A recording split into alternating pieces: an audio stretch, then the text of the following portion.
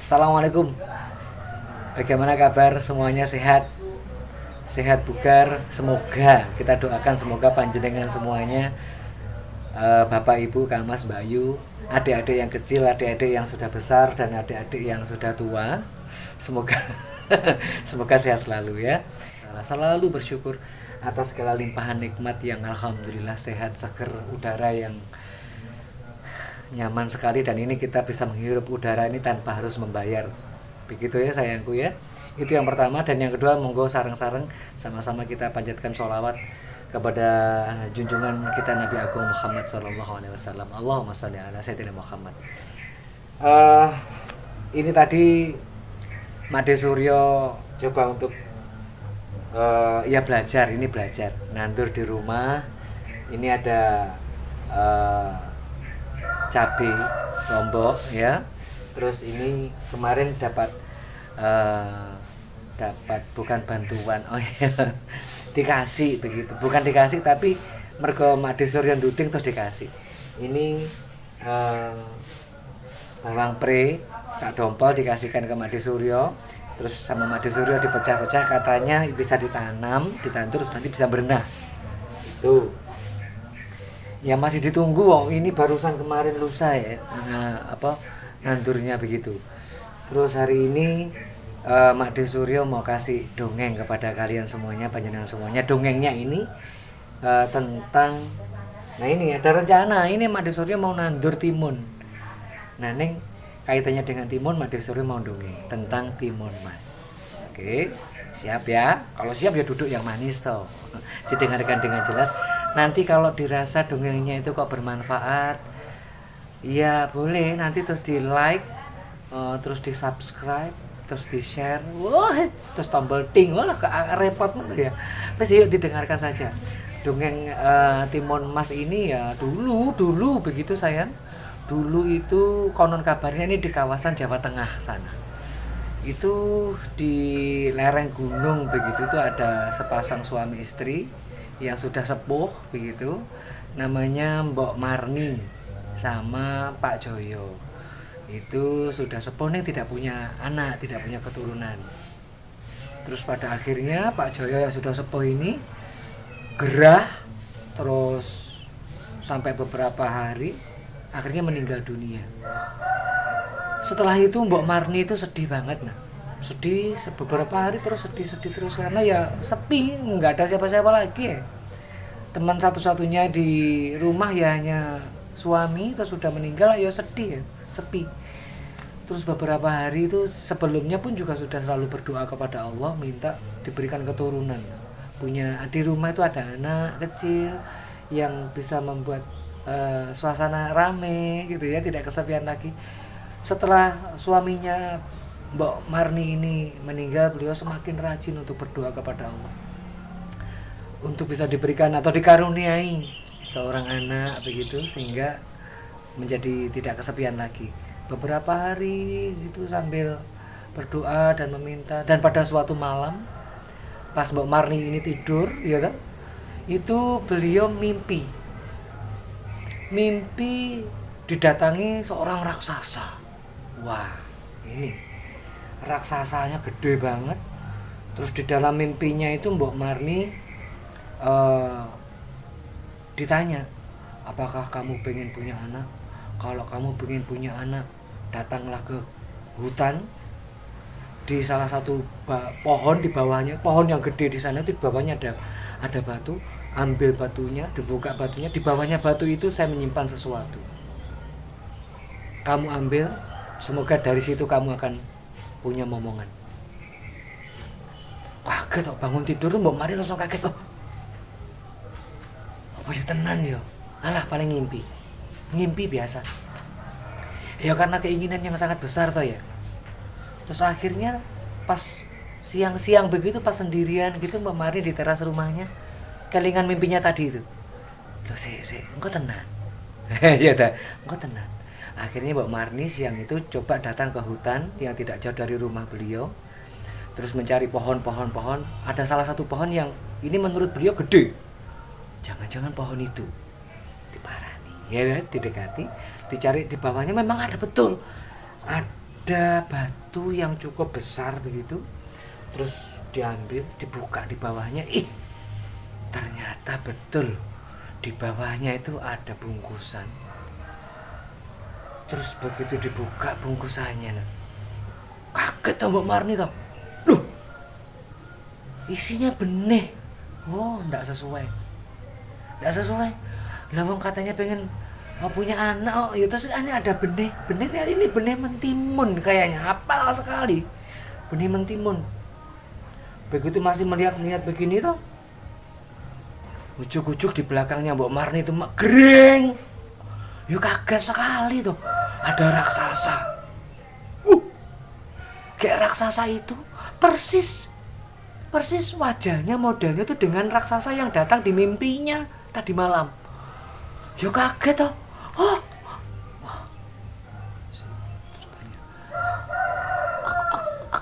Gitu tuh Mbak Marni kan yuk kaget tuh.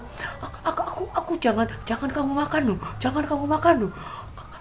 Terus si raksasanya langsung bilang begini, nak, kalau kamu pengen punya anak, tanam biji mentimun itu.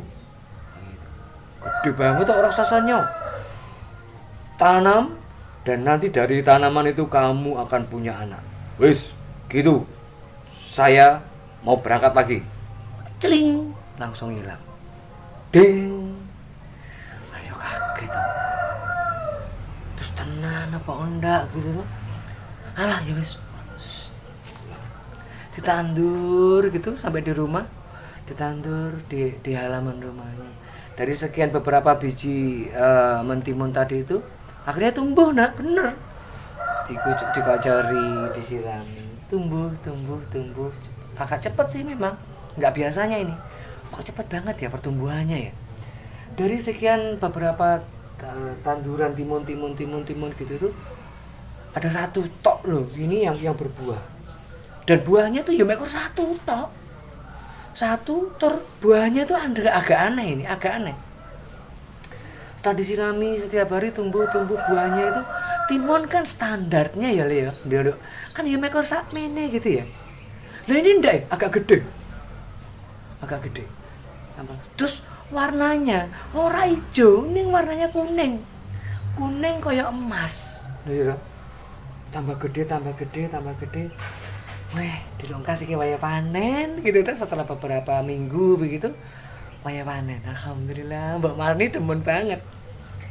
Terus pas malam hari, pas beliau tidur, beliau mimpi didatangi si raksasa tadi, nak. Dalam mimpinya si raksasa itu menghampiri Mbok Marni. Terus dia bilang, Marni, Jolali, jangan lupa kalau besok dari biji mentimun itu ada anak. Yes, itu yang sudah aku janjikan kepadamu. Pelihara dia, didik dia, dan nanti pesannya si raksasa, kalau dia sudah dewasa, dia akan aku ambil untuk makan saya. Jolali, sehatkan anak itu, jangan sampai sakit. Yo, itu pesanku. Wis, kamu punya anak, ning anak itu nanti kalau sudah gede, sudah dewasa, tak ambil, tak makan. Jatahku. Kaget Mbok Marni. Mimpinya itu loh, ngegeti toh. Denger gitu Mbok Marni. Apa iya dari biji mentimun terus jadi tumbuh, jadi buah, terus di dalamnya buah ada bayi. Apa iya? Terus akhirnya paginya, besoknya begitu, terus dari timun yang sudah besar tadi tuh, nak, wah, bumbung, ini waktunya panen. Ya wis, dipetik sama Mbak Marni, pelan-pelan, antep berat, ceklik, diangkat. Oh iya, kok abot ya? Terus dibawa ke teras rumah, ya kan? Ambil pisau, pelan-pelan dibereng. Wah, bener, di dalamnya itu loh. Lah kok ada bayi?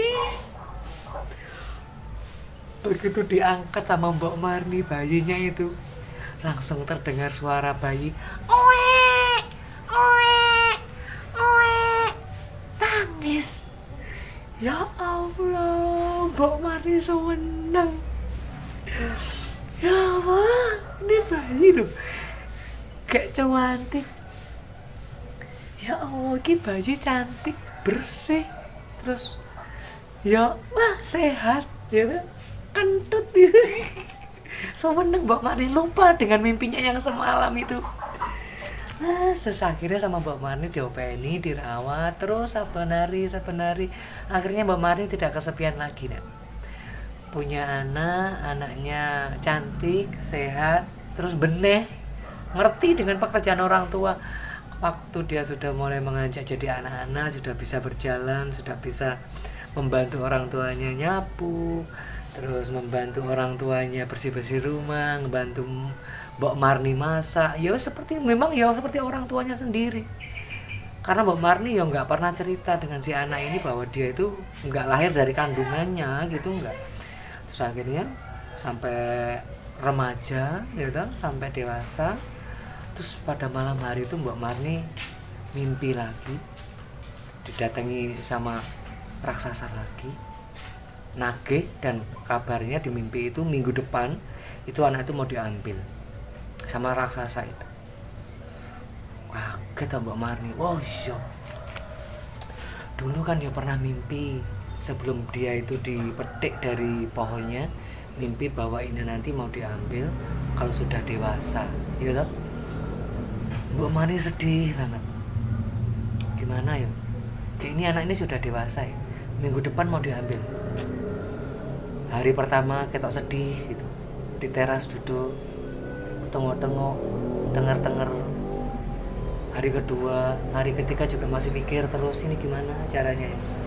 Terus akhirnya si anaknya Mbok Marni tadi yang dikasih nama Timun Mas, akhirnya ya karena warna timun waktu itu kuning seperti emas.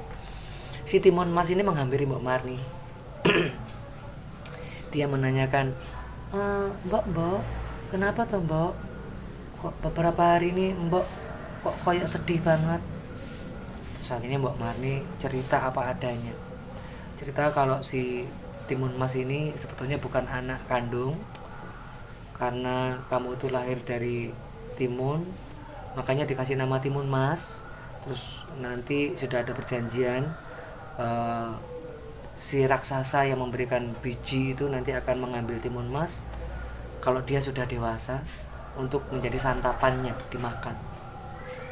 Nah, terus mendengar kata-katanya Mbok Marni itu, si Timun Mas ya langsung bilang, Mbok, aku pokoknya aku disantap karo raksasa jahat iku Mbok. Aku pokoknya sayang Mbok, aku terus karo Mbok ae. Masya Mbok duduk ibu kandungku tapi aku sayang karo Mbok. Aku mah karo raksasa aku terus karo Mbok ya Mbok. Nangis terus ngamplok Mbok Marni. Mbok. Terus akhirnya Mbok Marni mikir, gimana ya? Kayak kurang 2 hari lagi loh raksasa itu mau datang. Oh, akhirnya menemukan cara. Ya, menemukan cara. Ide. Ding ding. Pas betul raksasa itu datang pas harinya itu. Oh Marni, mana yang kau janjikan? Mana Timun Mas? Ini sudah waktunya aku ambil untuk aku makan. Gitu tak?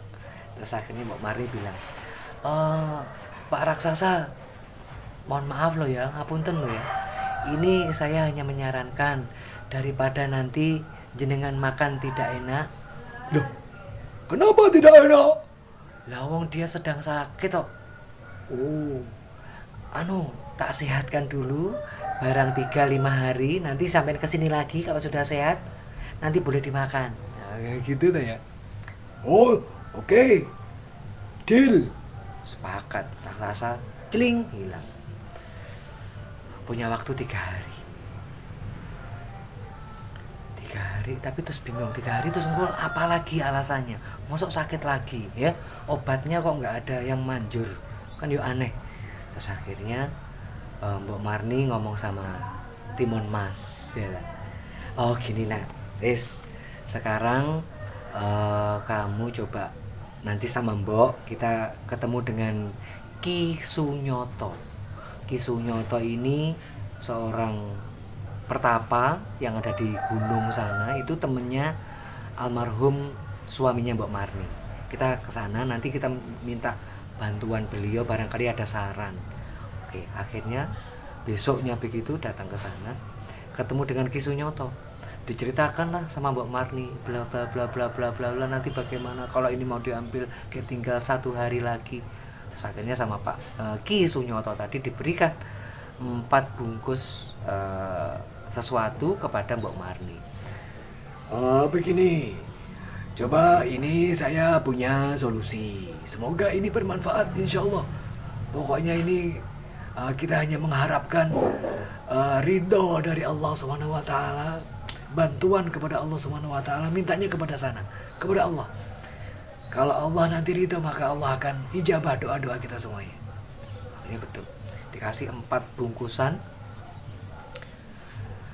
Terus Ki Sunyoto pesan begini.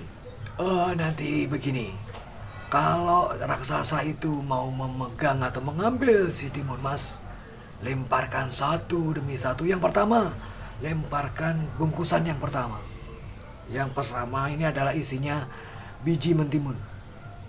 Yang kedua, kalau masih dia mengejar lagi, lemparkan bungkusan yang kedua. Isinya itu adalah jarum. Kalau dia masih mengejar lagi, lemparkan yang ketiga. Itu adalah terasi. Dan yang keempat, bungkusan yang keempat ini lemparkan kalau dia masih mengejar terus.